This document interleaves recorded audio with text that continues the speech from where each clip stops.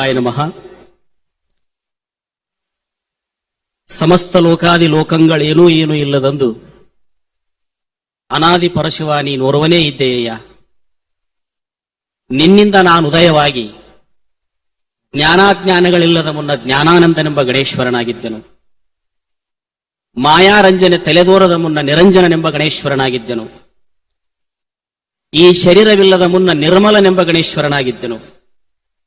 ಬಸವಣ್ಣ ಮೊದಲಾದ ಪ್ರಮತರೆಲ್ಲರೂ ಪ್ರಸಾದವ ಸಾಧಿಸಿ ನಿಮ್ಮ ಕೃಪಾ ಪ್ರಸಾದವನ್ನ ಎನ್ನಲ್ಲಿ ಮೂರ್ತಗೊಳಿಸಿ ನೀವು ಮತ್ತು ಬಸವಾದಿ ಪ್ರಮತರು ಇನ್ನಾವುದಕ್ಕೂ ಅಂಜಬೇಡ ಎಂದು ಮರ್ತ್ಯಲೋಕಕ್ಕೆ ಕಳುಹಿದರೆ ಆ ಕಳುಹಿದ ಭೇದವ ಶಿವಜ್ಞಾನೋದಯದಿಂದರಿದನಾಗಿ ಸಿದ್ಧಲಿಂಗನೆಂಬ ನಾಮ ನಿನ್ನಿಂದ ಬಂದಿತ್ತೆಂಬುದರಿತೆನೆಯ ಮಹಾಲಿಂಗ ಗುರು ಶಿವಸಿದ್ದೇಶ್ವರ ಪ್ರಭುವೆ.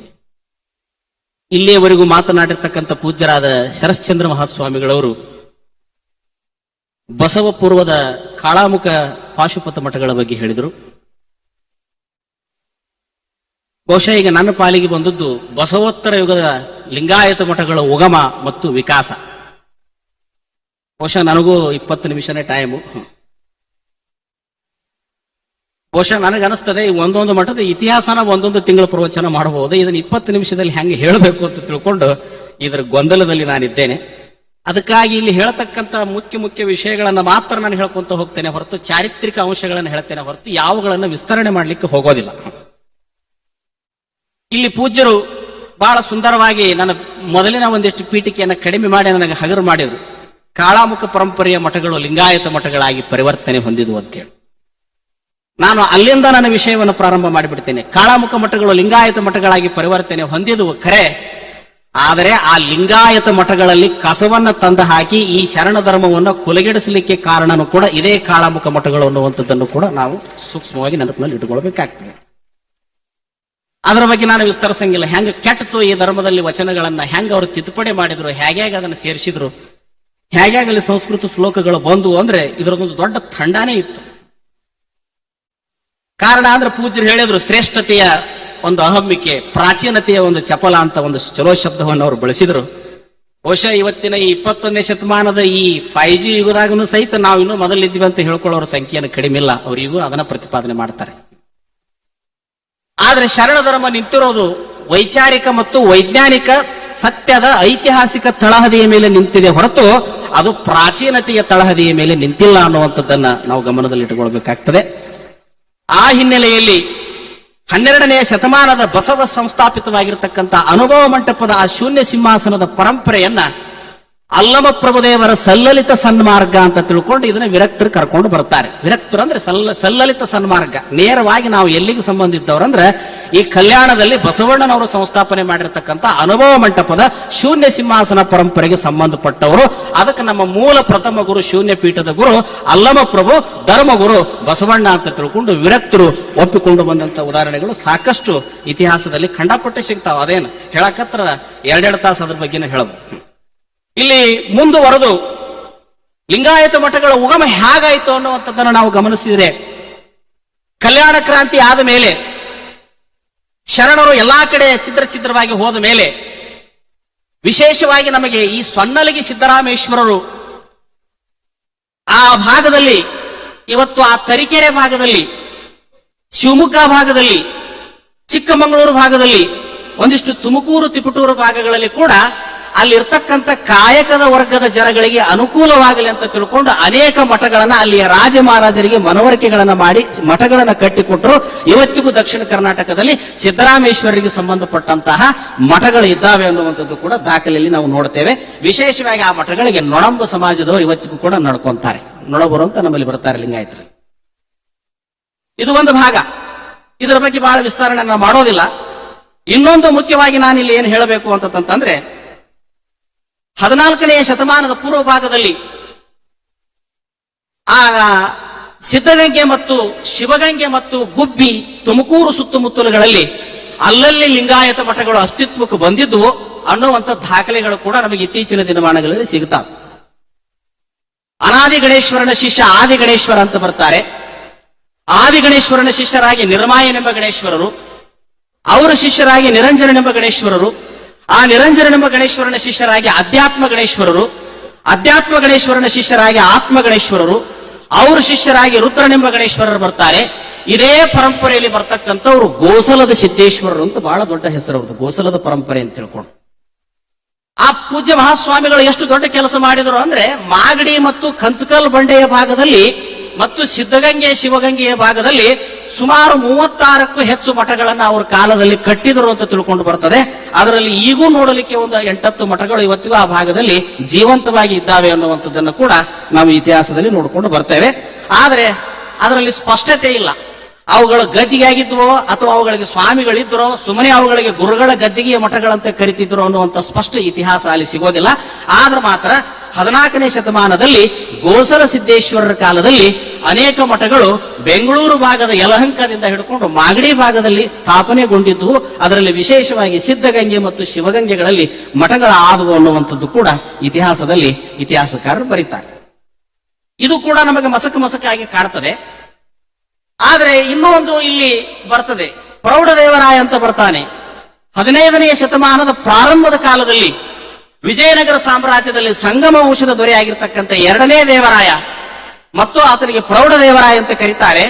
ಎಷ್ಟು ದೊಡ್ಡ ಕೆಲಸ ಮಾಡಿದ ಪ್ರೌಢದೇವರಾಯ ಅಂದ್ರೆ, ಅವತ್ತಿನ ಕಾಲದಲ್ಲಿ 101 ವಿರಕ್ತರನ್ನು ಕರ್ಕೊಂಡು ಬಂದು ಹಂಪಿ ಒಳಗೆ ಇಟ್ಟುಕೊಂಡು ಅವರಿಗೆ 101 ಹಳ್ಳಿ ಇನಾಮ ಕೊಟ್ಟು, ಆ 101 ಹಳ್ಳಿಯ ₹1 ಕಂದಾಯನ ಸಹಿತ ತನ್ನ ಆ ರಾಜ್ಯಭಾರಕ್ಕೆ ತಗೊಳ್ಳದಂಗ ಅಲ್ಲಿರ್ತಕ್ಕಂಥ 101 ವಿರಕ್ತರಿಗೆ ಅದರ ಎಲ್ಲ ಸುಂಕವನ್ನ, ಅದರ ಎಲ್ಲ ಒಂದು ಕಂದಾಯದ ರೊಕ್ಕವನ್ನ ಕೊಟ್ಟು, ನೀವೇನು ಮಾಡಬೇಡ್ರಿ, ತ್ರಿಕಾಲ ಲಿಂಗ ಪೂಜಾ ಮಾಡ್ಕೊಡ್ರಿ, ಪಾದೋದಕ ಪ್ರಸಾದ ವಿನಿಯೋಗ ಮಾಡ್ರಿ, ಶಿವಾನುಭವ ಮಾಡ್ರಿ. 12ನೇ ಶತಮಾನದಲ್ಲಿ ಪ್ರಭುದೇವರ ಕಾಲದಲ್ಲಿ, ಬಸವಣ್ಣಪ್ಪನ ಕಾಲದಲ್ಲಿ ಆದಂತ ಸಾಧನೆ ವಿಜಯನಗರದಲ್ಲಿ ಆಗಬೇಕು ಅಂತ ತಿಳ್ಕೊಂಡು ಪ್ರೌಢದೇವರಾಯ ಆ ಅಸ್ತಿತ್ವವನ್ನು ತಂದ.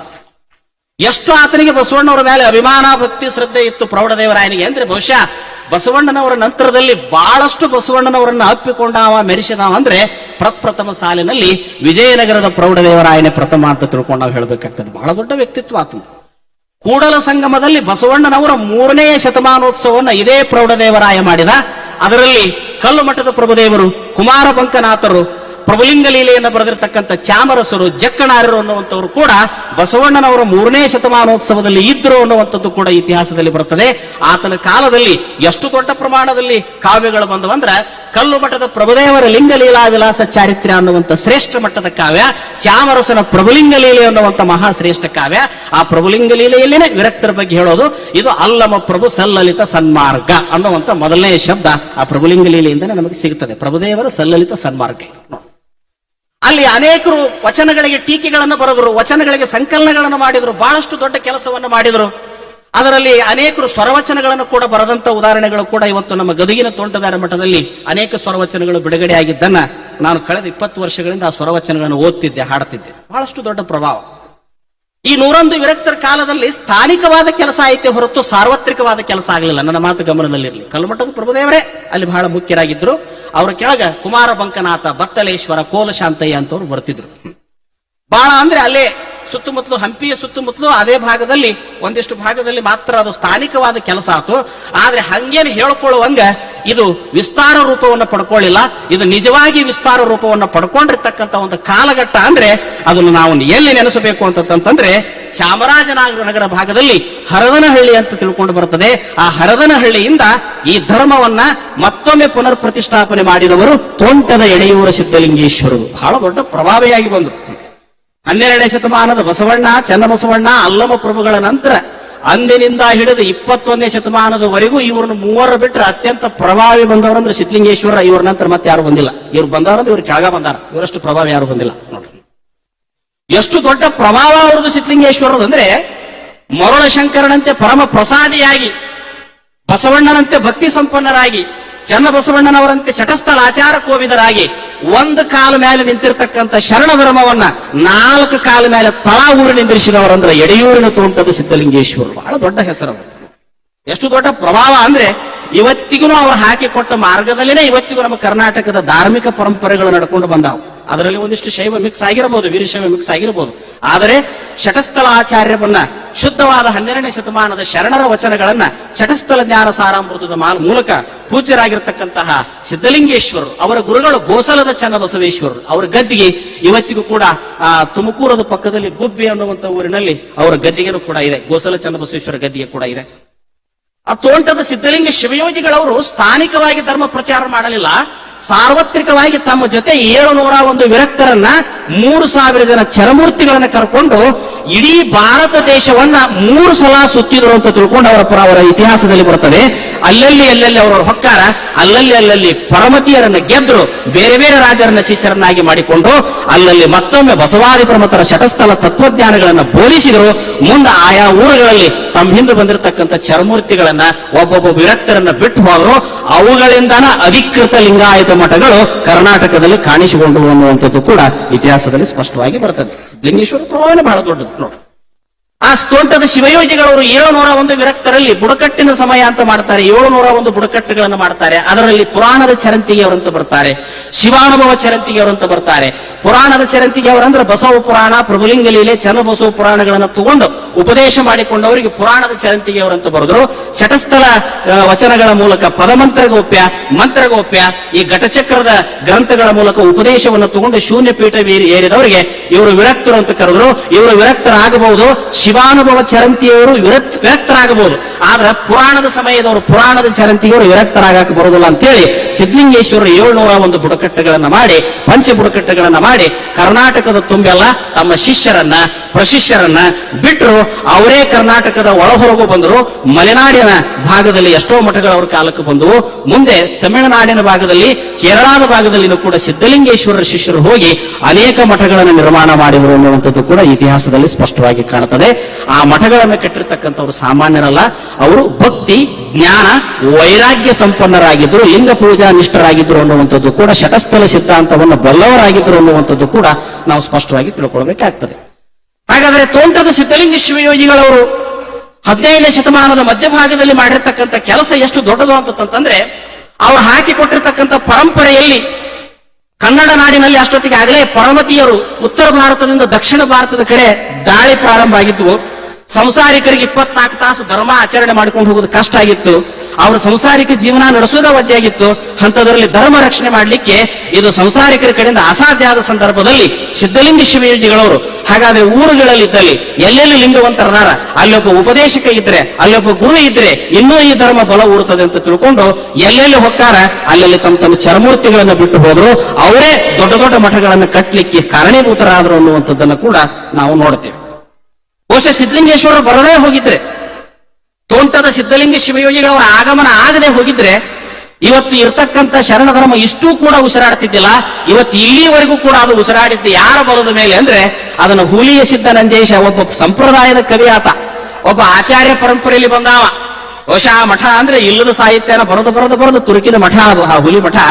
ಅಂತ ಮಠದ ಒಬ್ಬ ಗುರು ಸಿದ್ಧಲಿಂಗೇಶ್ವರ ಪ್ರಭಾವಕ್ಕೆ ಒಳಗಾಗಿ ಅವರ ಶಿಷ್ಯನಾಗಿ ತೋಂಟದ ಸಿದ್ದೇಶ್ವರ ಭಾವ ರತ್ನಾವರಣ ಸ್ತೋತ್ರ ಅಂತ ಬರೆದು ಅವನು ಕೂಡ ತನ್ನ ಕಾಳಾಮುಖ ಪರಂಪರೆಯ ಮಠವನ್ನು ಬಿಟ್ಟು ಲಿಂಗಾಯತ ಮಠಾಧಿಪತಿ ಆಗ್ತಾನೆ ಅನ್ನುವಂಥದ್ದು ಕೂಡ ಅದರಲ್ಲಿ ಬರ್ತದೆ. ಇನ್ನೊಬ್ಬ ಬ್ರಾಹ್ಮಣರ ಕವಿಯಾಗಿರ್ತಕ್ಕಂಥ ಹೇರಂಬ ಅನ್ನುವಂಥವನು, ಯಲಹಂಕದ ನಾಡಪ್ರಭುಗಳ ಆಸ್ಥಾನದಲ್ಲಿದ್ದಂಥ ಹೇರಂಬ, ಆತ ವೈಷ್ಣವ ಪರಂಪರೆಯನ್ನು ಬಿಟ್ಟು ತೋಂಟದ ಸಿದ್ಧಲಿಂಗೇಶ್ವರನ ಕುರಿತು ಸಿದ್ಧಲಿಂಗೇಶ್ವರರ ಸಾಂಗತ್ಯ ಅಂತ ತಿಳ್ಕೊಂಡು ಒಂದು ಸಾಂಗತ್ಯವನ್ನೇ ಕೂಡ ಬರದ ಅನ್ನುವಂಥದ್ದು ಕೂಡ ಇತಿಹಾಸದಲ್ಲಿ ಬರ್ತದೆ. ಅದರಲ್ಲಿ ಅವ ಹೇಳ್ತಾನೆ, ಪರಮಗುರು ತೋಂಟದ ನಿರಂಜನ ಸಿದ್ಧಲಿಂಗನು ಧರೆಯೊಳಗೆ ಬಂದು ಶರಣ ಧರ್ಮವನ್ನು ಎತ್ತಿ ಹಿಡಿದ ಪರಮದೇಶಿಕನು ಅಂತ ತಿಳ್ಕೊಂಡು ಈ ಶರಣ ಧರ್ಮಕ್ಕೊಂದು ದೊಡ್ಡ ಓಜಸ್ಸು, ತೇಜಸ್ಸು, ಬಲ, ಶಕ್ತಿ, ಭಕ್ತಿಗಳನ್ನು ತುಂಬಿದವರಂದ್ರೆ ಪೂಜ್ಯರಾದ ತೋಂಟದ ಯಡಿಯೂರು ಸಿದ್ಧಲಿಂಗೇಶ್ವರರು ಅನ್ನುವಂಥದ್ದನ್ನು ನಾವು ನೆನಪಿಟ್ಟುಕೊಳ್ಬೇಕಾಗ್ತದೆ. ಅವರ ಶಿಷ್ಯರು, ಆ ಶಿಷ್ಯರ ಕೆಳಗೆ ಮತ್ತು ಪ್ರಶಿಷ್ಯರ ಕೆಳಗೆ ಶಿಷ್ಯರು, ಇವರೇ ಶೂನ್ಯ ಸಂಪಾದನೆಗಳನ್ನು ಮಾಡಿದರು, ಬಸವ ಸ್ತೋತ್ರದ ವಚನಗಳನ್ನು ಸಂಕಲನೆ ಮಾಡಿದರು, ಶಟಸ್ಥಲದ ವಚನಗಳನ್ನು ಸಂಕಲನೆ ಮಾಡಿದರು. ಇವರ ಶಿಷ್ಯರಲ್ಲಿ ಅನೇಕರು ಬರ್ತಾರೆ. ಅದರಲ್ಲಿ ಗುಮಳಾಪುರದ ಸಿದ್ಧಲಿಂಗ, ಗೋಳೂರು ಸಿದ್ಧವೀರಣ್ಣ ಒಡೆಯ, ಅವರ ಪೀಠವನ್ನು ಏರಿರ್ತಕ್ಕಂಥ ನಿರಕ್ಷರ ಬೋಳ ಬಸವಾರ್ಯ, ಕೋಡಿಗೆ ಹಳ್ಳಿ ಆರ್ಯ, ರಾಚವಟ್ಟಿ, ಜೋಲಿಯ ಬಸವಾರ್ಯ, ಇವರ ಅನೇಕ ಶಿಷ್ಯರು ಕೂಡಿ ಅಲ್ಲಲ್ಲಿ ಮಠಗಳನ್ನು ಮಾಡಿ ಮತ್ತು ತಮ್ಮ ಕೈಯಾಗ ಅನೇಕ ಶಿಷ್ಯರನ್ನ ತಯಾರು ಮಾಡಿ ಮತ್ತೊಂದಿಷ್ಟು ಧರ್ಮ ಪ್ರಚಾರಗಳನ್ನು ಮಾಡಿದರು ಅನ್ನುವಂಥದ್ದು ಕೂಡ ಚೆನ್ನಾಗಿ ಬರ್ತದೆ. ಇದರಲ್ಲಿ ಇನ್ನೊಂದು ಮಾತನ್ನು ನೆನಪಿಸಿಕೊಳ್ಬೇಕು. ಬಳ್ಳಾರಿ ಭಾಗದಲ್ಲಿ, ಹರಪನಹಳ್ಳಿಯ ಭಾಗದಲ್ಲಿ ಪಂಚಗಣಾಧೀಶರಂತ ಬರ್ತಾರೆ. ಕೊಟ್ಟೂರು ಬಸವೇಶ್ವರರು ಅಂತ ತಿಳ್ಕೊಂಡು ಆಗಿ ಹೋದ್ರು. ಬಹಳ ದೊಡ್ಡ ಹೆಸರು ಅವರು, ಕೊಟ್ಟೂರು ಬಸವೇಶ್ವರರು. ಇವರು ಎಷ್ಟು ದೊಡ್ಡ ಕೆಲಸ ಮಾಡಿದ್ರು ಅಂದ್ರೆ 5 ಮಂದಿ ಕೂಡಿಕೊಂಡು ಆ ಭಾಗದಲ್ಲಿ ಮಠಗಳನ್ನ ಕಟ್ಟುವುದಕ್ಕಿಂತಲೂ ಶಿವಾನುಭವ ಮಂಟಪಗಳನ್ನ ಮಾಡಿದ್ರು. ಆ ಶಿವಾನುಭವ ಮಂಟಪಗಳೇ ಮುಂದೆ ಮಠಗಳಾಗಿ ಇವತ್ತಿಗೂ ಆ ಭಾಗದಲ್ಲಿ ನಮಗೆ ತೊಟ್ಟಿಲ ಮಠ, ಹಿರೇಮಠ, ಆ ಭಿಕ್ಷದ ಮಠ, ಕಂತಿ ಮಠ ಅಂತ ತಿಳ್ಕೊಂಡು ಇವತ್ತಿಗೂ ಕೂಡ ಅಲ್ಲಿ ನೋಡ್ಲಿಕ್ಕೆ ಸಿಗ್ತಾವೆ. ಆ ಕೊಟ್ಟೂರು ಬಸವೇಶ್ವರರು ಶಟಸ್ಥಲ ಆಚಾರ್ಯರಾಗಿ ಬಸವಾದಿ ಪ್ರಮುಖರ ತತ್ವಗಳನ್ನು ಪ್ರಚಾರ ಮಾಡ್ಲಿಕ್ಕೆ ಅಲ್ಲಿ ಅನೇಕ ಕಾರ್ಯಗಳನ್ನು ಮಾಡಿದ್ರು ಅನ್ನುವಂಥದ್ದು ಬರ್ತದೆ. ಇದು ಬಹಳ ಚಲೋನ ಬಂದಿತ್ತು. ಇದು ಸಿದ್ಧಲಿಂಗೇಶ್ವರ ನಂತರ ಎಲ್ಲಿ ಮಠ ಚಲೋ ಬಂತು ಅಂದ್ರೆ 150 ವರ್ಷ ಮಠ ಬಹಳ ಚಲೋ ಬಂತು. ಬಹಳ ಚಲೋ ಬಂತು. ಗೋಳ ಬಸವೇಶ್ವರರು ಬಂದ್ರು. ಗೋಳ ಬಸವೇಶ್ವರ ನಂತರ ಗೋಳೂರು ಸಿದ್ದವೀರಣ್ಣ ಒಡೆಯರು ಬಂದ್ರು. ಸಿದ್ದವೀರಣ್ಣ ಒಡೆಯರ ನಂತರ ಮತ್ತೆ ಉದ್ದನಾರ್ಯರು ಬಂದ್ರು. ಉದ್ದನಾರ್ಯರ ನಂತರ ಮತ್ತೆ ಆ ಭಿಕ್ಷುಕದ ಬಸವಲಿಂಗ ಸ್ವಾಮಿಗಳು ಬಂದ್ರು. ಹರಿಹರ ಸ್ವಾಮಿಗಳು ಬಂದ್ರು. 7ನೇದವರು ಬರ್ತಾರೆ. ಕಟ್ಟಿಗೆಹಳ್ಳಿ ರಾಚವಟ್ಟಿ ಸಿದ್ಧಲಿಂಗ ಸ್ವಾಮಿಗಳು ಅಂತ ಬರ್ತಾರೆ. ಇತ್ತಾಗಿಂದ ಬಹಳ ಅನಾಹುತ ಇತಿಹಾಸ ಐತಿ ನಮ್ದು ಸ್ವಲ್ಪ ಲಿಂಗಾಯತ ಮಠಗಳು ನೋಡ್ರಿ. ಏನಿದ್ದು ಗದ್ಲು ಇಲ್ಲಿಂದನ ಆಗ್ಯಾವ. ಆ ಗದ್ಲು ಇವತ್ತಿಗೂ ಮುಗಿದಿಲ್ಲ, ಇನ್ನೂ ಸಣ್ಣಗ ನಡೆದ. ಆ ಕಟ್ಟಿಗೆಹಳ್ಳಿ ಸಿದ್ಧಲಿಂಗ ಸ್ವಾಮಿಗಳ ಕಾಲದಲ್ಲಿ ಏನು ಒಂದು ದೊಡ್ಡ ಪ್ರಭಾವ ಆಯಿತು ಅಂತಂದ್ರೆ, ಅವರಂತೆ ಇರುವಂತ ಶಿಷ್ಯರು ಆ ಶೂನ್ಯ ಪೀಠದ ಪರಂಪರೆಗೆ, ಕಲ್ಯಾಣದಿಂದ ಬಂದಿರುವಂತಹ ಶೂನ್ಯ ಪೀಠದ ಭಾವನಾತ್ಮಕ ಪರಂಪರೆ ಅದ. ಅದೇನು ಕಟ್ಟಿಗೆದು ಸಿಂಹಾಸನದ್ದು ಅದರದೇನಲ್ಲದು, ಸುಮ್ಮನೆ ಅದು ಶೂನ್ಯ ಪೀಠ ಪರಂಪರೆ ಅನ್ನುವಂಥದ್ದು ಭಾವನಾತ್ಮಕ ಪರಂಪರೆಯ ಅಧಿಪತಿಗಳು ನಾವು. ಪ್ರಭು ಏರಿದ ಶೂನ್ಯ ಪೀಠದ ಬಳಿ ಬಿಡುವುದು ಬಂದವರು ನಾವು ಅನ್ನುವಂತ ಒಂದು ಭಾವದಲ್ಲಿ ಬಂದವರವರು. ಅದಕ್ಕೆ ಶ್ರದ್ಧೆ ಭಕ್ತಿಗಳನ್ನು ಇಟ್ಟುಕೊಂಡು ಬಂದಂತವ್ರು. ಅದಕ್ಕೆ ಶೂನ್ಯ ಪೀಠ, ಶಿಖಾಪೀಠ ಅಂತ ತಿಳ್ಕೊಂಡು ನಿರಂಜನ ಜಂಗಮ ವಂಶ ದರ್ಪಣದಲ್ಲಿ, ನಿರಂಜನ ವಂಶ ರತ್ನಾಕರದಲ್ಲಿ ಅದರ ಬಗ್ಗೆ ಸಾಕಷ್ಟು ಉಲ್ಲೇಖಗಳು ಸಿಗುತ್ತವೆ. ನಾನು ಅವನ್ನ ಯಾವುದು ವಿಂಗಡಣೆ ಮಾಡಕ್ ಹೋಗುದಿಲ್ಲ. ನನಗೆ ಚೀಟಿ ಬರೋಕ್ಕಿಂತ ಮೊದಲು ನನ್ನ ಮಾತುಗಳನ್ನ ನಾನು ಮುಗಿಸೋದ ಕಡೆ ಗಮನ ಕೊಡ್ತೇನೆ. ಅದಕ್ಕೆ ಮುಖ್ಯ ವಿಷಯಗಳನ್ನ ನಾನು ಅಷ್ಟೇ ಹೇಳ್ಕೊಂತ ಹೋಗ್ತೇನೆ. ಬಹಳ ವಿಶೇಷ ಅಂತಂದ್ರೆ, ಆ ಕಟ್ಟಿಗೆಹಳ್ಳಿ ಸ್ವಾಮಿಗಳ ಕಾಲದಲ್ಲಿ ಒಂದಿಷ್ಟು ಜನ ಶಿಷ್ಯರಿದ್ರು. ಅವರಲ್ಲಿ ಜಗಳ ಹತ್ತು, ಮುಂದೆ ನಾ ಬರ್ತೀನಿ ಅಂತ ಹೇಳಿ. ಆದ್ರೆ ಅವರು ಚಿಲಾಳ ಸ್ವಾಮಿಗಳು ಅನ್ನುವಂಥವ್ರು ಒಬ್ರು ಬಹಳ ದೊಡ್ಡ ಪರಂಪರೆಯಲ್ಲಿ, ಗುಬ್ಬಿ ಅಂತ ಒಂದು ಊರು ಬರ್ತದೆ ಇವತ್ತು. ಆ ಗುಬ್ಬಿಯಲ್ಲಿ ಪಾಲ್ಕುರಿಕಿ ಸೋಮನಾಥ, ಕೆರೆಯ ಪದ್ಮರಸ, ಕುಮಾರ ಪದ್ಮರಸ, ಗುಬ್ಬಿಯ ಮಲ್ಲನಾರ್ಯ ಮತ್ತು ಕಲ್ಯಾದ ಚೆನ್ನಮ್ಮ ಇಂಥ ಅನೇಕರು ಕೂಡಿ ಚಿಂತನೆ ಮಾಡಿರ್ತಕ್ಕಂತಹ ಗುಬ್ಬಿಯ ಆ ಒಂದು ಪರಂಪರೆಯಲ್ಲಿ ಈ ಚಿಲಾಳ ಸ್ವಾಮಿಗಳು ಅನ್ನುವಂಥವ್ರು ಹುಟ್ಟಿ ಬರ್ತಾರೆ. ಎಷ್ಟು ದೊಡ್ಡ ಪ್ರಭಾವಿ ಇದ್ರು ಇವರು ಚಿಲಾಳ ಸ್ವಾಮಿಗಳು ಅಂತಂದ್ರೆ, ಶಟಸ್ಥಲ ಶಿವಾಯಣ ಅಂತ ತಿಳ್ಕೊಂಡು ಇವತ್ತು ಅವ್ರನ್ನ ಕುರಿತು ಒಂದು ದೊಡ್ಡ ಗ್ರಂಥನೂ ಕೂಡ ಇದೆ. ಆ ಚಿಲಾಳ ಸ್ವಾಮಿಗಳು ಎಷ್ಟು ದೊಡ್ಡ ಪ್ರಭಾವಿಗಳಿದ್ರಂದ್ರೆ, ಇವತ್ತು ನಾವೇನು ಕರ್ನಾಟಕದಲ್ಲಿ ಈ ಕೊಡೇಕಲ್ ಬಸವಣ್ಣ ಅಂತ ಕರಿತೀವಿ, ಕೊಡೇಕಲ್ ಬಸವಣ್ಣನ ಶಿಷ್ಯ ತಿಂತಣಿ ಮೋನಪ್ಪ, ಸಿರಟ್ಟಿ ಫಕೀರ್ ಸ್ವಾಮಿ, ಮತ್ತೆ ಇನ್ನೂ ಅನೇಕರ ಹೆಸರು ಮಂಟೇದ ಲಿಂಗಯ್ಯ ಅಂತೀವಿ. ಇವರೆಲ್ಲರಿಗೂ ಶಟಸ್ಥಲ ಉಪದೇಶ ಮಾಡಿದವರು ನಮ್ಮ ತೋಂಟದ ಚಿಲಾಳ ಸ್ವಾಮಿಗಳು. ಅದರಲ್ಲಿ ಇತಿಹಾಸ ಬರ್ತದೆ, ಬಹಳ ಮಜಾ ಇದೆ. ಅದು ಒಂದು ದೊಡ್ಡ ಪರಂಪರೆ. ಅವರಿಂದ ಇವರು ಬೋಧನೆಯನ್ನು ತಗೊಂಡ್ರು ಅಂತ ಬರ್ತದೆ. ಆದ್ರೆ ಮುಂದೆ ಇತಿಹಾಸಕಾರ ಅದನ್ನ ಯಾರು ಹೆಚ್ಚು ಹೇಳಿಲ್ಲ, ಅದ್ರ ಬಗ್ಗೆ ಯಾರು ಅದ್ರ ಕಡೆ ಗೊತ್ತೂ ಇಲ್ಲ, ಮತ್ತೆ ಅವ್ರ ಬಗ್ಗೆ ಸಾಕಷ್ಟು ಕೆಲಸಗಳಾಗಿಲ್ಲ ಚಿಲಾಳ ಸ್ವಾಮಿ ಬಗ್ಗೆ.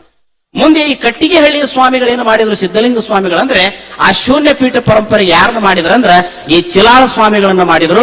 ಇವರೇ ಅಧಿಕೃತವಾಗಿ 701 ವಿರಕ್ತರಿಗೂ ಅನಾದಿ ನಿರಂಜನನಾದಂತ ತೋಂಟದ ಸಿದ್ಧಲಿಂಗನ ಪರಂಪರೆಯಿಂದ ಬಂದಿರತಕ್ಕಂಥ 701 ಬುಡಕಟ್ಟಿನ ಸಮಯಕ್ಕೂ ಪುರಾಣದ ಚರಂತಿಯವರಿಗೂ ವಿರಕ್ತರಿಗೂ ಮುಂದೆ ಬರುವಂತ ಶಿಷ್ಯ ಪ್ರಶಿಷ್ಯರಿಗೂ ಚಿಲಾಳ ಸ್ವಾಮಿಗಳೇ ಮೂಲ ಅಧಿಪತಿಗಳಾಗಿರುತ್ತಾರೆ ಅಂತ ತಿಳ್ಕೊಂಡು ಹೇಳಿದ್ರು.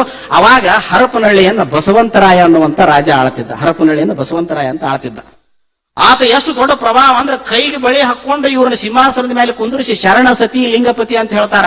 ನೀವು ಆ ಪೀಠ ಪರಂಪರೆಯ ಗುರುಗಳು ಅಂತೇಳಿ ಕೈಗೆ ಬಳಿ ಹಾಕೊಂಡು ಚಿಲಾಳ ಸ್ವಾಮಿಗಳವರು ಪಾದ ಪೂಜೆ ಮಾಡಿದ ಅಂತ ತಿಳ್ಕೊಂಡು, ಅದು MM ಕಲಬುರ್ಗಿ ಅವರು ಸಂಶೋಧನೆ ಮಾಡಿದ ಪುಸ್ತಕದಲ್ಲಿ ಕೂಡ ಇದೆ. ಅದರ ಸಂಬಂಧಪಟ್ಟವರು ಅದನ್ನು ನೋಡಬಹುದು. ಇಂಥ ಚಿಲಾಳ ಸ್ವಾಮಿಗಳ ಪೀಠಕ್ಕೆ ಬಂದ ಮೇಲೆ ಇನ್ನು ಉಳಿದವ್ರು 4 ಮಂದಿ ಶಟಕೊಂಡು ಹೋದ್ರು. ಹಂಗೆ ಶಟಕೊಂಡು ಹೋದವರು ಜಿದ್ದಿಗೆ ಜಿದ್ದು ಬಿದ್ದು ಮಠ ಕಟ್ಟಿಕೊಂಡ್ರು. ಅವಾಗ ಸಮಯ ಭೇದಗಳು ಬಂದವು. ಹಂಗ ಬಂದ ಸಮಯವನೇ ಮುರುಘಾ ಸಮಯ, ಕುಮಾರ ಸಮಯ, ಕೆಂಪಿನ ಸಮಯ, ಸಂಪಾದನ ಸಮಯ ಅಂತ ತಿಳ್ಕೊಂಡು ಸಮಯ ಬಂದವು. ಅದರಲ್ಲಿ ಚಿಲಾಳ ಸಮಯನೂ ಕೂಡ ಒಂದು. ಅಧಿಕೃತವಾಗಿ 12ನೇ ಶತಮಾನದ ಪ್ರಭು ಪರಂಪರೆಯ ಶೂನ್ಯ ಸಿಂಹಾಸನಕ್ಕೆ ಸಂಬಂಧ ಇದ್ದದ್ದು ಅಂದ್ರೆ ಆ ಚಿಲಾಳ ಪರಂಪರೆ. ಮುಂದೆ ಇವರೇ ಅಧಿಕೃತ ಆದ್ರು. ಇವರು ಆಗಿದ್ದನ್ನು ಅವ್ರಿಗೆ ಒಪ್ಕೊಳ್ಳಕ್ಕಾಗಲಿಲ್ಲ. ಮುಂದೆ ಅವ್ರು ಒಡ್ಕೊಂಡು ಹೋದ್ರು. ಒಬ್ರು ಚಿತ್ರದುರ್ಗಕ್ಕೆ ಹೋದ್ರು. ಚಿತ್ರದುರ್ಗಕ್ಕೆ ಹೋಗಿ ಅಲ್ಲಿ ಭರಮನಾಯಕ ಅಂತ ಪಾಳೆಗಾರಿದ್ದ. ಆತನನ್ನು ಒಲಿಸಿಕೊಂಡು ಅವ್ರು ಅಲ್ಲೊಂದು ಮಠ ಕಟ್ಟಿಕೊಂಡ್ರು. ಅದು ಚಿತ್ರದುರ್ಗದ ಚಿನ್ಮೂಲಾದ್ರಿ ಮುರುಘಾ ಸಮಯ ಅಂತ ತಿಳ್ಕೊಂಡಾತು. ಅವ್ರು ಜಿದ್ದಿಗೆ ಜಿದ್ದು ಬಿದ್ದು ಎಲ್ಲಿ ಕೋಳಿ ಕೂಗ್ತಾವ ಅಲ್ಲೆಲ್ಲ ನಮ್ದೊಂದು ಮಠ ಇರ್ಬೇಕು, ನಮ್ಮ ಶಿಷ್ಯರು ಇರ್ಬೇಕಂತ ಹೇಳಿ ಅವ್ರು ಹಠಕ್ಕೆ ಬಿದ್ದು ಅವ್ರ ಊರಿಗೆ ಒಂದೊಂದು ಮಠ ಮಾಡಾಕತ್ರು. ಎತ್ತಗರ ಇಲ್ಲಿ ಧರ್ಮ ಬೆಳಿಲಿ ನೋಡ್ರಿ, ಮುಂದೆ ಗದ್ದಕ್ಕೆ ಬೀಳ್ತಿದ್ರು. ಮುಂದೆ ಅವ್ರ ಮಠಗಳು ಬಹಳ ಬಂದು, ಸಾವಿರಾರು ಸಂಖ್ಯೆಯಲ್ಲಿ ಮಠಗಳು ಬಂದು. ಅದು ಮುರುಘಾ ಸಮಯ ಅಂತ ಆತು. ಇನ್ನು ಕುಮಾರ ಸಮಯ ಅಂದ್ರೆ ಜಡೆ ಅಂತ ಬರ್ತದೆ ನಮ್ಮ ಬನವಾಸಿಯ ಭಾಗದಲ್ಲಿ ಜಡೆ. ಆ ಜಡೆ ಮಠಕ್ಕೆ ಕುಮಾರ ಸಮಯದ ಸ್ವಾಮಿಗಳು ಬಂದ್ರು. ಮುಂದೆ ಅದು ಹಾನಗಲ್ಲಕ್ಕೆ ಬಂತು. ಹಾನಗಲ್ ಮಠಕ್ಕಿಂತಲೂ ಮುಂದೆ ಅದು ಹುಬ್ಬಳ್ಳಿಯವರಿಗೆ ಅದನ್ನ ಬೆಳವಳಿಯಾಗಿ ಬಿಟ್ಟು ಕೊಟ್ಟರು. ನೀವು ಶ್ರೀಮಂತರದಿರಿ, ನಿಮ್ಮ ಮಠ ಗಿಟ ಚಲೋ ಅದ, ನಾವು ಅಷ್ಟು ಶ್ರೀಮಂತರಿಲ್ಲ, ನೀವ ಕುಮಾರ ಸಮಯದ ಅಧಿಕೃತ ಗುರುಗಳಾಗ್ರಿ ಅಂತೇಳಿ ಕುಮಾರ ಸಮಯವನ್ನ ಹುಬ್ಬಳ್ಳಿ 3000 ಮಠದವರಿಗೆ ಬಿಟ್ಟು ಕೊಟ್ಟರು ಅಂತ ತಿಳ್ಕೊಂಡು ನಾನು ಕೇಳಿದ್ದೇನೆ. ಇತಿಹಾಸನೂ ಕೂಡ ಅದ್ರ ಬಗ್ಗೆ ಇದೆ. ಮುಂದೆ ಅದು ಕುಮಾರ ಸಮಯ ಆಯ್ತು. ಇನ್ನು ಸಂಪಾದನಾ ಸಮಯದವರು ಎಲ್ಲಿ ಬಂದ್ರು ಅಂದ್ರೆ ಒಂಟಮುರಿ ರಾಜರಂತಿದ್ರು. ನಮ್ಮ ಭಾಗದಲ್ಲಿ ಬೆಳಗಾವಿ ಜಿಲ್ಲೆಯ ಘಟಪ್ರಭಾ ನದಿ ತೀರದಲ್ಲಿ ಒಂಟಮುರಿ ಅಂತ ತಿಳ್ಕೊಂಡು ಬರ್ತದೆ. ಅಲ್ಲಿ ಸಂಪಾದನಾ ಸಮಯದವರು ಬಂದು ತಮ್ಮ ಮಠಗಳನ್ನು ಕಟ್ಟಿದ್ರು. ಅವರು ಕಟ್ಟಿದ ಮಠ ಇವತ್ತಿಗೂ ಗಡಿಂಗ್ಲಾಜ್ ತಾಲೂಕು ಮಹಾರಾಷ್ಟ್ರ ಭಾಗ, ಚಿಕ್ಕೋಡಿ ಭಾಗ, ಹುಕ್ಕೇರಿ ಭಾಗ, ಗೋಕಾಕ್ ಭಾಗದಲ್ಲಿ ಕೂಡ ಇನ್ನೂ ಕೂಡ ಸಂಪಾದನಾ ಸಮಯದ ಮಠಗಳು ಇವತ್ತಿಗೂ ಕೂಡ ಇದ್ದಾವೆ. ಕೆಲವು ಮಠಗಳು ಅಸ್ತಿತ್ವ ಕಳ್ಕೊಂಡಾವ, ಇನ್ನೂ ಕೆಲವು ಮಠಗಳು ಜೀವಂತವಾಗಿದ್ದಾವೆ. ಸಂಪಾದನಾ ಸಮಯ ಅಸ್ತಿತ್ವದಲ್ಲಿ ಸ್ವಲ್ಪ ಉಸಿರಾಡ್ತದ. ಬಹುಶಃ ಅದು ಕೋಮಾ ಸ್ಟೇಜಿನಾಗ ಐತಿ ಸದ್ಯ. ಅದು ಇನ್ನೊಂದು ದಿವಸಕ್ಕೆ ಅದು ಗಫಿತ ಆಗಬಹುದು. ಇನ್ನು ಕೆಂಪಿನ ಸಮಯ ಅಂತ ಹುಡುಕಾಡಿದ್ರು ಅವ್ರ ಮಠಾನ ಸಿಗುದಿಲ್ಲ. ಅವ್ರು ಎಲ್ಲಿ ಹೋದ್ರು, ಎಲ್ಲಿ ಬಂದ್ರು, ಅವ್ರು ಏನು ಮಾಡಿದ್ರು. ಒಂದಿಷ್ಟು ಮಂದಿ ಆಂಧ್ರಕ್ಕೆ ಹೋದ್ರು ಅಂತಾರೆ, ಒಂದಿಷ್ಟು ಮಂದಿ ಹುಲಿ ಒಳಗ ಕಟ್ಟಿದ್ರು ಅಂತಾರೆ. ಒಟ್ಟು ಅವ್ರ ಮಠಗಳು ನೋಡ್ಲಿಕ್ಕೆ ಸಿಗೋದಿಲ್ಲ. ಆದ್ರೆ ಈ 4 ಸಮಯಗಳಿದ್ದು, ಈ 4 ಸಮಯಗಳು ದೊಡ್ಡ ದೊಡ್ಡ ಕೆಲಸಗಳನ್ನು ಮಾಡಿದವು. ಆ ದೊಡ್ಡ ದೊಡ್ಡ ಕೆಲಸಗಳನ್ನು ಮಾಡಿದಾಗ ಒಂದಿಷ್ಟು ಏನು ದುರಂತಗಳಾದವು ಅಂದ್ರೆ ಜಿದ್ದಿಗೆ ಜಿದ್ದು ಬಿದ್ದರು ಇವರು. ಇವ್ರಕ್ಕಿಂತ ಆಸ್ತಿ ಹೆಚ್ಚು ನಾವು ಗಳಿಸ್ಬೇಕು, ನಮಗಿಂತ ಹೆಚ್ಚು ಆಸ್ತಿ ಇವ್ರು ಗಳಿಸ್ಬೇಕು ಅಂತೇಳಿ ಪಾಳೆಗಾರರನ್ನು ಒಲಿಸಿಕೊಳಕತ್ರು. ಅದ್ರಲ್ಲಿ ಬರ್ತದ ನೋಡ್ರಿ. ಎಷ್ಟು ವಿಚಿತ್ರ ಅಂದ್ರೆ ಇವ್ರು 4 ಸಮಯದವ್ರು ಎಲ್ಲರ ಒಂದು ಕಡೆ ಭಕ್ತರು ಕೂಡಿಸಿದಾಗ ಪೂಜಾ ಕುಂತಾಗ ಇವ್ರು ಹಚ್ಚಿದ ದೀಪ ಇವ್ರಿಗೆ ಕಾಣಬಾರದಂತ ಇವ್ರದೊಂದು ದೊಡ್ಡ ಪರದೆ ಕಟ್ತಿದ್ರಂತ, ಇವ್ರ ದೀಪ ಅವ್ರಿಗೆ ಕಾಣಬಾರದಂತ ಒಂದು ದೊಡ್ಡ ಪರದೆ ಕಟ್ತಿದ್ರಂತ. ಅಷ್ಟೊಂದು ಇವರಲ್ಲಿ ಬೆಳೆದು ಬಂದು ಬಿಡುತ್ತೆ ನೋಡ್ರಿ. ಮುಂದೆ ಅವರು ಶಿಷ್ಯರನ್ನು ಹೆಚ್ಚು ಮಾಡ್ಕೋಬೇಕು. ಅದರಲ್ಲಿ ಶಿಷ್ಯ ಮತ್ತು ಪ್ರಶಿಷ್ಯ ಮುರುಘಾ ಸಮಯದ ಕೆಲವು ಮಠಗಳು ಸಮಯದ ಮಠಗಳಂತ ಬರ್ತಾವ, ಅವು ಬೇರೆ, ಅವು ಮುರುಘಾ ಸಮಯದ ಮಠಗಳು. ಇನ್ನು ಕೆಲವು ಶಾಖಾ ಮಠಗಳಂತ ಬರ್ತಾವ. ಅದಕ್ಕೆ ಅಧಿಕೃತ ಶಾಖಾ ಮಠಗಳಂದ್ರೆ ಮೇನ್ ಒಂದು ಮಠ ಇರ್ತದೆ, ಅದ್ರ ಕೆಳಗೆ ಮತ್ತೆ ಅವು ಶಾಖಾ ಮಠ. ಶಾಖಾ ಮಠಗಳೇ ಬೇರೆ, ಸಮಯದ ಮಠಗಳೇ ಬೇರೆ. ಸಮಯದ ಮಠ ಅಂದ್ರೆ ಏನು, ನಿಮ್ಮನ್ನು ನಾವು ಗುರುಗಳಾಗಿ ಒಪ್ಕೊಂಡಿವಿ, ನಿಮಗೆ ನಾವು ಗೌರವ ಕೊಡ್ತೀವಿ, ನೀವು ನಮ್ಮ ನಾಯಕರಂತ ತಿಳ್ಕೊಂಡು ಒಪ್ಪಿಕೊಂಡದ್ದು ಸಮಯದ ಮಠಗಳಿವು. ಅಂದ್ರೆ ನಾವು ಮುರುಘಾ ಸಮಯ ಒಪ್ಕೊಂತೀವಿ, ನಾವು ಚಿಲಾಳ ಸಮಯ ಒಪ್ಕೊಂತೀವಿ, ನಾವು ಕುಮಾರ ಸಮಯ ಒಪ್ಕೊಂತೀವಿ, ನಾವು ಸಂಪಾದನಾ ಸಮಯ ಒಪ್ಕೊಂತೀವಿ ಅಂತೇಳಿ. ಆದ್ರೆ ಶಾಖಾ ಮಠಗಳು ಹಂಗಲ್ಲ. ಅದಕ್ಕೊಂದು ಮೂಲ ಮಠ ಇರ್ತದೆ ಕೇಂದ್ರ ಸ್ಥಾನದಲ್ಲಿ. ಆ ಕೇಂದ್ರ ಸ್ಥಾನಕ್ಕೆ ಸಂಬಂಧಪಟ್ಟಂಗ ಹಳ್ಳಿಗೆ 1-2 ಮಠಗಳನ್ನು ಅವ್ರು ಕಟ್ಟಿರ್ತಾರೆ. ಇವತ್ತಿಗೂ ನೀವು ಹೋಗ್ಬೋದು, ಎಲ್ಲರ ಉತ್ತರ ಕರ್ನಾಟಕದ ಯಾವ್ದಾರ ಒಂದು ಊರಿಗೆ ಹೋಗ್ರಿ, ಅಲ್ಲಿ ಈ 4 ಸಮಯಕ್ಕೆ ಸಂಬಂಧಪಟ್ಟು ಒಂದು ಮಠನರ ಇರಾಕಬೇಕು. ಎಲ್ಲಿ ಕೋಳಿ ಕೂಗ್ತಾ ಒಂದು ಮಠ ಇರಾಕಬೇಕು. ಆ ಮಠಗಳ ಅಸ್ತಿತ್ವ ಕಳ್ಕೊಂಡಾವಿ. ಒಂದೊಂದು ಊರಾಗ ಜಿದ್ದಿಗೆ ಜಿದ್ದು ಬಿದ್ದು 3 ಸಮಯದವ್ರ ಮಠಗಳಿದ್ದು ನೋಡ್ರಿ. ಆ ಕಡೆ ಮುರುಘಾ ಸಮಯದ ಮಠ ಇದ್ರೆ ಈ ಕಡೆ ಚಿಲಾಳ ಸಮಯದ ಮಠ ಇರ್ತಿತ್ತು, ಈ ಕಡೆ ಚಿಲಾಳ ಸಮಯದ ಮಠ ಇದ್ರೆ ಈ ಕಡೆ ಸಂಪಾದನಾ ಸಮಯದ ಮಠ ಇರ್ತಿತ್ತು. ಒಟ್ಟಾಗಿ ಧರ್ಮ ಅನ್ನುವಂಥದ್ದು ಒಂದಿಷ್ಟು ನಾ ಹೆಚ್ಚು ನೀ ಹೆಚ್ಚು ಅನ್ನುವಂಥ ಭೇದಗಳಿಗೆ, ವಿಪ್ಲವಗಳಿಗೆ ಬಲಿಯಾಯಿತು. ಆದ್ರೆ ಇಲ್ಲಿ ನಾವು ಏನು ನೆನೆಸಬೇಕಂದ್ರೆ ಈ ಮಠಗಳ ಉಗಮಕ್ಕ ತೋಂಟದ ಸಿದ್ಧಲಿಂಗ ಯತಿಗಳೇ ಬಹಳಷ್ಟು ಪ್ರಮುಖರಾಗಿ ಕಾರಣರಾದ್ರು. ಆದ್ರೆ ಈ ಮಠಗಳ ವಿಸ್ತಾರಕ್ಕೆ ಬಹಳಷ್ಟು ಸಹಾಯ ಸಹಕಾರವನ್ನು ಮಾಡಿದವರಂದ್ರ ಪಾಳೆಗಾರರಂತ ತಿಳ್ಕೊಂಡಿದ್ರು. ಅದರಲ್ಲಿ ವಿಶೇಷವಾಗಿ ನಾವು ಕೆಳದಿಯ ಅರಸರನ್ನ ಬಹಳ ನೆನೆಸಿಕೊಳ್ಬೇಕಾಗ್ತದೆ. ಕೆಳದಿಯ ಸೋಮಶೇಖರ ನಾಯಕ, ಕೆಳದಿಯ ಶಿವಪ್ಪ ನಾಯಕ, ಬಸಪ್ಪ ನಾಯಕ ಅಂತ ಏನು ಬರ್ತಾರೆ, ಅವರ ಹೆಂಡತಿ ಮಲ್ಲಮ್ಮ, ಮುಂದೆ ಚೆನ್ನಮ್ಮ, ಇವರು ಕೆಳದಿ ಸಂಸ್ಥಾನದಲ್ಲಿ ಮಹತ್ತಿನ ಮಠಗಳನ್ನು ಕಟ್ಟಿಕೊಟ್ಟರು. ಎಷ್ಟು ದೊಡ್ಡ ಪ್ರಮಾಣದಲ್ಲಿ ಮಹತ್ತಿನ ಮಠಗಳನ್ನು ಕಟ್ಟಿದ್ರೆ ಅಂದ್ರೆ ಸಮುದ್ರದ ತೀರದ ದಂಡೆಯ ಕರಾವಳಿ ಭಾಗದಲ್ಲಿ ಸಹಿತ ಲಿಂಗಾಯತರ ಮಹತ್ತಿನ ಮಠಗಳನ್ನು ಕಟ್ಟಿ ನಿತ್ಯ ಪಾದೋದಕ ಪ್ರಸಾದ ನಡೀಲಿಕ್ಕೆ ಅನುಕೂಲವನ್ನು ಮಾಡಿಕೊಟ್ಟರು. ಅದಕ್ಕೆ ಮೆಣಸಿನ ಮೇಲೆ ಬರುವಂತ ವಿದೇಶದವರು ಮೆಣಸು ತಗೊಂಡು ಹೋಗಿದಾರಲ್ಲ, ಆ ಮೆಣಸು ತಗೊಂಡು ಹೋಗುವಂತ ಸುಂಕವನ್ನ ಒಂದು ಭಾಗವನ್ನ ಈ ಕೆಳದಿ ಸಂಸ್ಥಾನದ ಮಠಗಳಿಗೆ ಬಿಟ್ಟು ಕೊಟ್ಟರು ಅಂತ ತಿಳ್ಕೊಂಡು ಹೇಳ್ತಾರೆ. ಆದ್ರೆ ಆ ಮಠಗಳಲ್ಲಿ ಕೆಲವೊಂದಿಷ್ಟು ಮಠ ನಮಗೆ ಇಕ್ಕೇರಿ, ಕವಲೇದುರ್ಗ ಇಂಥ ಮಠಗಳು ನೋಡ್ಲಿಕ್ಕೆ ಸಿಗ್ತಾವೆ ಹೊರತು ಇನ್ನು ಕೆಲವು ಮಠಗಳು ತಮ್ಮ ಅಸ್ತಿತ್ವವನ್ನು ಕಳ್ಕೊಂಡಿದ್ದಾವೆ ಅನ್ನುವಂಥದ್ದು ಕೂಡ ನಾವು ಇತಿಹಾಸದಲ್ಲಿ ನೋಡ್ತೇವೆ. ಇನ್ನ ಹರಪನಹಳ್ಳಿಯಲ್ಲಿ ಸೋಮಶೇಖರ ನಾಯಕ ಅಂತಿದ್ದ, ಬಸವಂತರಾಯ ಅಂತಿದ್ದ, ಆತ ಬಹಳ ಪ್ರಭಾವಿ ಇದ್ದ. ಅವರಿಗೆ ಒಂದು ಹುಚ್ಚು, ಎಲ್ಲೆಲ್ಲೆಲ್ಲೆಲ್ಲಿ ಧರ್ಮ ಪ್ರಚಾರ ಮಾಡುವಂತ ಮೂರ್ತಿಗಳನ್ನು ಕರ್ಕೊಂಡು ಬರಬೇಕು, ಅವರಿಗೆ ಮಠಗಳನ್ನು ನಿರ್ಮಾಣ ಮಾಡಿ ಕೊಡ್ಬೇಕು ಅಂತ ಹೇಳಿ ಆತನೂ ಕೂಡ ಹರಪನಹಳ್ಳಿಯಲ್ಲಿ ಗುಡ್ಡದಲ್ಲಿ ವಿರಕ್ತ ಮಠವನ್ನು ಚಿಲಾಳ ಸ್ವಾಮಿಗಳಿಗೆ ಕಟ್ಟಿಕೊಟ್ಟಿದ್ದ. ಬುದ್ಧಿ ನಿಮ್ಮ ಕೆಳಗ 100 ಮಠಗಳನ್ನು ಕಟ್ಟಾಕ ನಾನು ದಾನ ದತ್ತಿಗಳನ್ನು ಕೊಡ್ತೀನಿ ಅಂತೇಳಿ 1000 ಎಕರೆ ಭೂಮಿ ಕೊಟ್ಟು ಎಲ್ಲೆಲ್ಲಿ ಕೋಳಿ ಕೂಗ್ತಾವ ಅಲ್ಲಲ್ಲಿ ತೋಟ ಸ್ವಾಮಿಗಳು ಒಂದು ಮಠ ಆಗ್ಬೇಕಂತ ತಿಳ್ಕೊಂಡು ಪರಮಾನು ಹೊರಡಿಸಿದ. ಇವತ್ತಿಗೂ ಕೂಡ ಎಷ್ಟೋ ಮಠಗಳು ತುಂಗಭದ್ರಾ ನದಿಯ ದಂಡೆಯಲ್ಲಿ ತೇಲಿ ಹೋದವು ಅಂತ ತಿಳ್ಕೊಂಡು ನಾವು ಅದರ ಇತಿಹಾಸ ಓದ್ತೇವೆ. ಎಷ್ಟೋ ಮಠಗಳು ಅಲ್ಲಿ ಸ್ವಾಮಿಗಳು ಇಲ್ಲದಕ್ಕ ಆ ಮಠದ ಕಾಂಬಾ ಜಯಂತಿ ತಗೊಂಡು ಬಂದು ಭಕ್ತರು ಮನಿನೂ ಕಟ್ಕೊಂಡ್ರು ಅನ್ನುವಂತ ಇತಿಹಾಸವನ್ನ ನಾವು ಹಿಂದಿನ ಗುರುಗಳ ಬಾಯಿಂದ ಕೇಳಿದ್ದೇವೆ. ಭಕ್ತರು ಮಠ ಕಟ್ಟಕ್ಕೂ ಕಾರಣೀಭೂತರದಾರ, ಕೆಲವು ಕಡೆ ಮಠ ಕೆಡವಕ್ಕೂ ಕಾರಣೀಭೂತರದಾರ. ಪ್ಲಸ್ ಮೈನಸ್ 2 ಅದ. ಅದನ್ನ ನಾನು ಈಗ ಸದ್ಯ ಮೈನಸ್ ಹೇಳಂಗಿಲ್ಲ, ಪ್ಲಸ್ ಹೇಳ್ತೇನೆ. ಮಠಗಳ ವಿಸ್ತಾರ ಹೆಂಗಾಯ್ತು ವಿಶೇಷವಾಗಿ ನಿಮಗೆ ಗೊತ್ತಿರಲಿ. ಲಿಂಗಾಯತ ಮಠಗಳಿಗೆ ಬರೀ ಲಿಂಗಾಯತ ಅರಸರಷ್ಟ ಸಹಾಯ ಮಾಡಿಲ್ಲ, ವಿಶೇಷವಾಗಿ ಅನ್ಯ ಧರ್ಮದವರು ಕೂಡ ಮಠಗಳನ್ನ ಕಟ್ಟಿಕೊಟ್ರು ಅನ್ನುವಂಥದ್ದು ಕೂಡ ಬಹಳಷ್ಟು ಇತಿಹಾಸದಲ್ಲಿ ಬರ್ತದೆ. ಇದನ್ನ ನೆನಪಿಟ್ಕೋಬೇಕು ನಾವು. ಇವತ್ತು ಚಿತ್ರದುರ್ಗದಲ್ಲಿ ಮಠವನ್ನ ಕಟ್ಟಿದವರು ನಾಯಕ ಸಮಾಜದವರು, ವಾಲ್ಮೀಕಿ ಪರಂಪರೆಯವರು, ಪರಮನಾಯಕ. ಈ ಕಡೆ ಇನ್ನೊಬ್ರು ಬರ್ತಾರೆ, ನಾನು ನೆನಪಿಸಿಕೊಳ್ಬೇಕಾ ಹೆಣ್ಮಗಳನ್ನ, ಬಳ್ಳಾರಿ ಭಾಗದ ಅಕ್ಕ ಮಹಾದೇವಿ ಅಂತ ಕರಿತಿದ್ರೆ ಕುರುಗೋಡದ ನೀಲಮ್ಮ ಅಂತ ಬರ್ತಾಳೆ. ಈ ಲಾಳಗುಂಡರ ಸಮಯದ ಲಾಳಗುಂಡರ ಪರಂಪರೆಯಲ್ಲಿ ಬರುವಂತ ಕುರುಗೋಡದ ನೀಲಮ್ಮ, ಆಕಿದು ಸಿಂದಗೇರಿ ಹುಟ್ಟಿದ ಊರು. ಆ ಸಿಂದಗೇರಿಯ ಕುರುಗೋಡದ ನೀಲಮ್ಮ ಆವತ್ತಿನ ಕಾಲದ ಅಕ್ಕ ಮಹಾದೇವಿ ಅಂತ ಪ್ರಸಿದ್ಧಿದ್ದು. ಆ ನೀಲಮ್ಮನ ಪ್ರಭಾವ ಎಷ್ಟು ದೊಡ್ಡದಿತ್ತು ಅಂದ್ರೆ ಹೇಮಕೂಟದ ಕೊಟ್ಟೂರು ಸ್ವಾಮಿಗಳಿಗೆ ಅನೇಕ ಮಠಗಳನ್ನ ಆ ಕುರುಗೋಡದ ನೀಲಮ್ಮ ಕಟ್ಟಿಕೊಟ್ಲು. ಅವೇ ಇವತ್ತಿಗೂ ನೀಲಮ್ಮನ ಮಠಗಳು ಅಂತ ತಿಳ್ಕೊಂಡು ಖ್ಯಾತವಾಗಿದ್ದಾವೆ ಅಂತ ತಿಳ್ಕೊಂಡು ಅದರಲ್ಲಿ ಅನೇಕ ವಿಚಾರಗಳನ್ನು ನೋಡ್ತೇವೆ. ಇನ್ನೊಂದು ಎರಡು ಮಾತುಗಳನ್ನ ನಾನು ಇಲ್ಲಿ ಹೇಳಬೇಕಂತಂದ್ರೆ, ಬಳ್ಳಾರಿ ಭಾಗದಲ್ಲಿ ಹಂಡೆ ವಜೀರರು ಅಂತ ಬರ್ತಾರೆ. ಹಂಡೆ ವಜೀರರು ಕೂಡ ಅನೇಕ ಮಠಗಳನ್ನ ನಿರ್ಮಾಣ ಮಾಡಲಿಕ್ಕೆ ದಾನ ದತ್ತಿಗಳನ್ನ ಆಸ್ತಿಗಳನ್ನ ಕೊಟ್ಟರು. ಮತ್ತು ಅದೇ ರೀತಿಯಾಗಿ ಬಳ್ಳಾರಿ ಭಾಗದಲ್ಲಿ ಅವರು ಮಾಡಿದ ಮೇಲೆ ಇನ್ನ ಸುರಪುರ ಸಂಸ್ಥಾನದಲ್ಲಿ ಪಿಡ್ಡ ನಾಯಕರಂತಿದ್ರು. ಅವ್ರಿಗೊಬ್ಬ ಮಂತ್ರಿ ಇದ್ದ ನಿಷ್ಠಿ ರುದ್ರಪ್ಪ ಅಂತೇಳಿ. ಜೇವರ್ಗಿ ಷಣ್ಮುಖ ಸ್ವಾಮಿಗಳು ಅನ್ನುವಂಥವ್ರು ಕೊನೆ ವಚನಕಾರರು. ಆ ಜೇವರ್ಗಿ ಷಣ್ಮುಖ ಸ್ವಾಮಿಗಳವರ ಅಪ್ಪಣೆ ತಗೊಂಡು ಆ ಸುರಪುರ ಸಂಸ್ಥಾನಿಕರ ಧೈರ್ಯದಿಂದ ಸಿಂದಗಿ ಮತ್ತು ಜೇವರ್ಗಿ ಭಾಗದಲ್ಲಿ 80ಕ್ಕೂ ಹೆಚ್ಚು ಮಠಗಳನ್ನ ನಿಷ್ಠಿ ರುದ್ರಪ್ಪನವರು ಕಟ್ಟಿದ್ರು ಅನ್ನುವಂಥ ಕೂಡ ಇತಿಹಾಸನೂ ಕೂಡ ಇದು 17ನೇ ಶತಮಾನದ ಮಧ್ಯೆ ಕೊನೆಯ ಭಾಗದಲ್ಲಿ ಬರ್ತದೆ ನಿಷ್ಠಿ ರುದ್ರಪ್ಪನವರು. ಇನ್ನ ಅನೇಕರು ಬರ್ತಾರೆ, ಅದರಲ್ಲಿ ಸುರಪುರ ಸಂಸ್ಥಾನಿಕರು ಬರ್ತಾರೆ, ಕೆಳದಿ ಸಂಸ್ಥಾನಿಕರು ಬರ್ತಾರೆ. ಇನ್ನೊಬ್ಬರದನ್ನು ನಾನು ಹೆಸರು ಉಲ್ಲೇಖ ಮಾಡಬೇಕಿಲ್ಲಿ. ಕೆಳದಿಯ ಭಾಗ ಇದು ಕೊಡಗಿನ ಭಾಗದಲ್ಲಿ ಹಾಲೇರಿ ಮನೆತನದವರು ಅಂತ ಬರ್ತಾರೆ. ಹಾಲೇರಿ ಮನೆತನದವರು ಕೂಡ ಅನೇಕ ಮನೆತನ ಕಟ್ಟಿದ್ರು. ದುರಂತ ಅಂದ್ರೆ ಅವ್ರ ಮುಂದೆ ಕ್ರಿಶ್ಚಿಯನ್ ಧರ್ಮಕ್ಕೆ ಕೊಡಗಿನ ಗೌರವನ ಇತಿಹಾಸ ನೀವು ಓದಿರಬೇಕು. ಆಕೆ ಕೂಡ ಬಹಳ ದೊಡ್ಡ ದುರಂತ ಆಯ್ತು. ಅದು ನಂತರದಲ್ಲಿ ಬರ್ತದೆ. ಅದ್ರ ಬಗ್ಗೆ ಸಂಶಯಾಸ್ಪದಗಳದಾವ. ಮುಂದೆ 486 ಮಠಗಳನ್ನ ಪೂಜ್ಯರು ನಮ್ಮ ಬೇಲಿ ಮಠದ ಶಿವರುದ್ರ ಸ್ವಾಮಿಗಳವರು ಆಗಲೇ ಹೇಳಿದ್ರು. ಈ 486 ಮಠಗಳು ಮುಂದೆ ಮೈಸೂರು ಭಾಗದಲ್ಲಿ ಗೌಡ ಲಿಂಗಾಯತರಲ್ಲಿ ಇದ್ದಂತ ಮಠಗಳೇ ಮುಂದೆ ಅವುಗಳು ನಂಜನಗೂಡಿನಲ್ಲಿ ವಿರಕ್ತರ ಹತ್ಯೆಯಾದ ಮೇಲೆ ಅವು ಸಂಪೂರ್ಣ ವೈದಿಕದ ಮಠಗಳಾಗಿ ಪರಿವರ್ತನೆಯಾಗಿ ಶೈವಾಚಾರ ಶಿವಾಚಾರದ ಮಠಗಳಾದವು ಅನ್ನುವಂಥದ್ದು ಕೂಡ ಪೂಜ್ಯರಾಗಲೇ ಇತಿಹಾಸವನ್ನು ಹೇಳಿದ್ದಾರೆ. ಇಲ್ಲಿ ಕೊನೆಯದಾಗಿ ಹುಬ್ಬಳ್ಳಿ ಭಾಗದಲ್ಲಿ ಬಸಪ್ಪ ಶೆಟ್ಟರು ಅಂತ ಬರ್ತಾರೆ. ಬಹಳ ದೊಡ್ಡ ಪ್ರಭಾವಿ ಇದ್ರವರು. ಇನ್ನೊಬ್ರು ಬಣಜಿಗರ ದಾನಮ್ಮ ಅಂತ ಬರ್ತಾಳೆ, ಬೀಳಿಗಿ ರಾಣಿಯರಂತ ಬರ್ತಾರೆ, ದಡೇ ಸೂಗಿರಿನ ರಾಣಿ ಅಂತ ಬರ್ತಾರೆ. ಇವರೆಲ್ಲರೂ ಕೂಡ ತಮ್ಮ ತಮ್ಮ ಊರುಗಳಲ್ಲಿ ಒಬ್ಬ ಜಂಗಮಾ ಮೂರ್ತಿ ಇರಬೇಕು, ಅಲ್ಲಿ ಶಿವಾನುಭವಗಳು ನಡಿಬೇಕು, ಅಲ್ಲಿ ಅನುಭವ ಗೋಷ್ಠಿಗಳು ನಡಿಬೇಕಂತ ಹೇಳಿ 100 ಎಕರೆ ಭೂಮಿಗಳನ್ನ ಇನಾಮಗಳನ್ನ ಕೊಟ್ಟು ತಮ್ಮ ತಮ್ಮ ಊರುಗಳಲ್ಲಿ ಒಬ್ಬ ಚರಮೂರ್ತಿಗಳನ್ನ ಒಬ್ಬ ವಿರಕ್ತರನ್ನ ಇಟ್ಟುಕೊಂಡು ಮಠಗಳನ್ನು ನಿರ್ಮಾಣ ಮಾಡಿ ಅಲ್ಲಿ ನಿತ್ಯ ಲಿಂಗ ಪೂಜೆ ದಾಸೋಹ ನಡಿಲಿಕ್ಕೆ ಅನುಕೂಲತೆಗಳನ್ನ ಮಾಡಿ ಕೊಟ್ಟರು ಅಂತ ತಿಳ್ಕೊಂಡು ಅನೇಕ ಉದಾಹರಣೆಗಳು ಬರ್ತಾವೆ. ಏನೋ ಬಂದ್ರು ಕೂಡ ಒಂದು ಕಾಲಕ್ಕೆ ಒಬ್ರು ಹೇಳಿದ್ರು, ಬಹುಶಃ ನಮ್ಮ ಕರ್ನಾಟಕದಾಗ ಎಷ್ಟು ಮಠ ಇದ್ವು ಅಂದ್ರೆ ಕ್ರಿಶ್ಚಿಯನ್ ಚರ್ಚ್ಗಳಿಗಿಂತ ಹೆಚ್ಚು ಮಠಗಳಿದ್ವು. ಆ ಎಲ್ಲಾ ಮಠಗಳು ಕೂಡಿ ಕೆಲಸ ಮಾಡಿ ಗಿಡಿದ್ರೆ ಇವತ್ತು ಲಿಂಗಾಯತ ಧರ್ಮ ಬಹಳ ದೊಡ್ಡ ಪ್ರಮಾಣದಲ್ಲಿ ವಿಶ್ವದಲ್ಲಿ ಮುಟ್ಟುತ್ತಿತ್ತು ಅಂತ ತಿಳ್ಕೊಂಡು ಹಿರಿಯರು ಹೇಳಿದ್ದನ್ನು ನಾವು ಕೇಳಿದ್ದೇವೆ. ಆದ್ರೆ ಅದರಲ್ಲಿ ಎಷ್ಟೋ ಮಠಗಳಿಗೆ ಅಸ್ತಿತ್ವ ಕಳ್ಕೊಂಡಾವ್. ಮತ್ತು ಹುಡುಕಾಡಕ್ ಹೋದ್ರಿ ಕರ್ನಾಟಕದಲ್ಲಿ 1000 ಮಠಗಳು ಸಿಗೋದಿಲ್ಲ ನಮಗೆ. ಇನ್ನು ಮತ್ತು ಉಳಿದ ಮಠಗಳು ಏನಾದವ್ರಿ ಅಂತಂದ್ರೆ ಸಂಸಾರಿಕರ ಮನೆ ಆಗಿರ್ಬೋದು, ಬಹುಶಃ ಅಕ್ರಮವಾಗಿ ಏನೇನೋ ಬೇರೆ ಬೇರೆ ಬೇರೆ ಬೇರೆ ವ್ಯವಸ್ಥೆಯಲ್ಲಿ ಹೋಗಿರಬಹುದು.